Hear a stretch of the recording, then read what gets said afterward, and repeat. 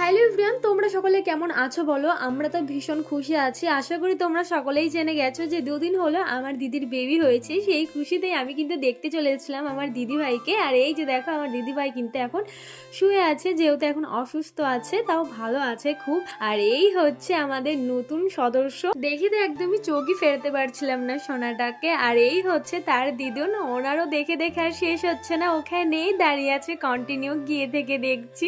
আমার দিদির বেবি হয়েছে সকাল 8:30টার সময়, আর আমি তো শুনেই থাকতে পারিনি, সঙ্গে সঙ্গে চলে গেছি আমার দিদি ভাইকে দেখতে। আর না দেখেই বা কি করে থাকতে পারি বলো, কারণ আমিও তো হয়ে গেছি মাসিমণি। শুনে তো এত আনন্দ হচ্ছিল কি আর বলবো। আর এই যে দেখো দিদির সাথে একটু গল্প করছিলাম, যেহেতু আজকেই বেবিটা হয়েছে, পুরোপুরি একদিনও হয়নি, আর এই সময় একটু অসুস্থ থাকবে, এটাই স্বাভাবিক। আর এই যে দেখো আবার চলে গেছি সোনা বাবাকে আদর করতে, ওর তো ঘুমই ভাঙছে না, আর ওকে আমি বলছি তোমার মাসি মনে এসছে গো, তোমার মাসিমণি।